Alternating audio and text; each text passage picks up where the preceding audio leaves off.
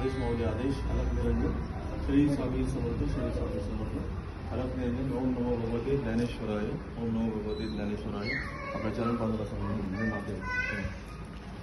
आदेश माऊली रामकृष्णाजी माऊली आज माऊलींचा तुकाराम बीज संतश्रेष्ठ जगद्गुरू माऊली संत सम्राट तुकाराम महाराज माऊली जगद्गुरू त्यांचा आज तुकाराम बीज हा महाउत्सव आज स्वामींना आपण ह्या रूपात महाराजांच्या रूपात पाहतो आणि ही जी रूपं आहेत ती अनेकविध रूपं या मी अगदी प्राऊडली अभिमानाने आणि हृदयाने सांगतो की ही सगळी रूपं म्हणजे जर भगवान श्रीकृष्णांचा जन्मसोहळा असेल तर ते रूप महाशिवरात्र असेल तर शिवांचं रूप असं जे साकारणं ते हृदयापासून साकारणारी एक माऊली इथे आहे आळंदीमध्ये आळंदीच्या ह्या नगरीमध्ये तर ती पुण्य माऊलींचं दर्शन होतं ते म्हणजे प्रसाददादा माऊली आणि आम्ही 3.5 वर्षापासून अगदी हृदयापासून एकमेकाला बांधलेलो आहोत आणि आज आमच्या सहभागी होती गुरुमाई पारायणीताईंनी सांगितलं आवर्जून जा माऊलींचं दर्शन घ्या त्याशिवाय बाहेर पडू नका.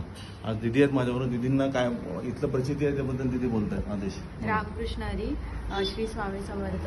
तर आम्ही इकडे समोरच राहिला होतो मध्यंतरी म्हणजे 2.5 वर्षापूर्वी.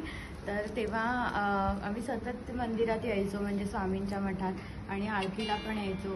तर त्यांनी एक वेगळीच अनुभूती मिळाली की म्हणजे माझे जे काही प्रश्न होते किंवा जे काही लाईफमध्ये अडकलेलं होतं ते सर्व सुटलं आणि आता कुठेतरी चांगल्या मार्गाने स्वामींच्या कृपेने पुढे वाटचाल होत आहे आणि अशीच वाटचाल स्वामी सदैव करून घेणार आणि सदैव अशीच होणार. कारण जेव्हा जेव्हा हाक देतो तेव्हा नक्कीच स्वामी धावतात आणि आपलं जे काही असतं ते ऐकतात आणि प्रत्येक इच्छा पूर्ण करतात. श्री स्वामी समर्थ. श्री स्वामी समर्थ. आणि स्वामी माऊली आणि चराचर सृष्टी आलं ना हे सगळं एकच आहे आलं ना. आणि स्वामींची जी सत्ता आहे ती चराचर जळी स्थळी काष्टी पाषाणी आपल्याला सर्वत्र अनुभवता येते. आणि आज प्रसाददादांचं मी विशेष परत कौतुक करतोय कदाचित ती स्तुती नाही आहे ते खरं मी पाहिलेलं आहे की ते अनेक युवा शक्तीला आणि बालशक्तीला ते घडवत आहेत आणि बालशक्तीला आणि युवा शक्तीला घडवणं सामान्य काम नाही. स्वामींचं आहे की स्वामी ते खेचून घेत आहेत परंतु आपण एक लक्षात युवा शक्ती आणि बालशक्ती जर आज कुठेतरी वेगळ्या दृष्टीने सटकली तर फार मोठा राष्ट्राला हानी होईल. आणि एक एक नागरिक घडवायचं एक एक बाल युवा घडवायचं म्हणजे माझे वडील म्हणायचे महादेवनाथ महाराज माझे वडील पूज्य कीर्तनकार राष्ट्रीय कीर्तनकार आणि राष्ट्रपती पुरस्कार विजेते असे महादेवनाथ महाराज म्हणायचे की राजन म्हणजे माझं नाव राजननाथ तर राजन की बालदेव भव राष्ट्रदेव भव की लहान बाळं आहेत त्यांच्यातच राष्ट्र लपलेलं आहे आणि तेच मग सीएम बनतात पीएम बनतात राष्ट्राचं नावलौकिक सिद्ध करतात शास्त्रज्ञ बनतात. तर त्याच्यातून आज इथे एक दादा आहेत तर मग इथे तुम्हाला योगावेन दाखवतोय इथे एक दादा आहेत. दादा तुमचं नाव? वेदांत दादा आहेत. आणि वेदांत दादा जे आहेत ते फार भाग्यवान आहेत की स्वामींच्या कृपाछत्राखाली ते आहेत आणि परत प्रसाद दादांचं मार्गदर्शन आहे. तर असं या ठिकाणी खूप खूप आनंद झाला.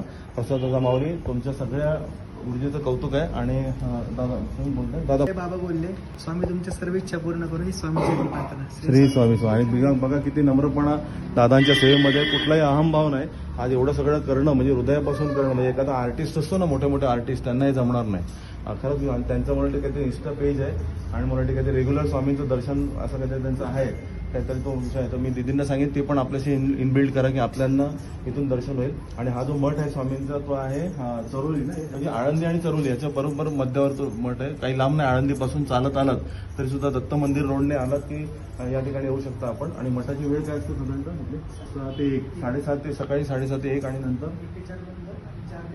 1 ते 4 बंद 4 ते 8:30 9 पर्यंत चालू असतो. आणि अगदी उत्तम या ठिकाणी सेवाछत्र आहे माऊलींचं साक्षात माऊलींचं अक्कलकोट या ठिकाणी सामावलेलं आहे. आणि म्हणून म्हटलं की अबकडं आपण शिकतो ना आई तर अक्कलकोट इथेच आहे आळंदी पण इथेच आहे आणि सगळे हे इथेच आहे अक्कलकोट इथेच आहे पंढरी इथेच आहे आळंदी इथेच आहे माऊलींचं देऊ रामकृष्ण आणि माऊली.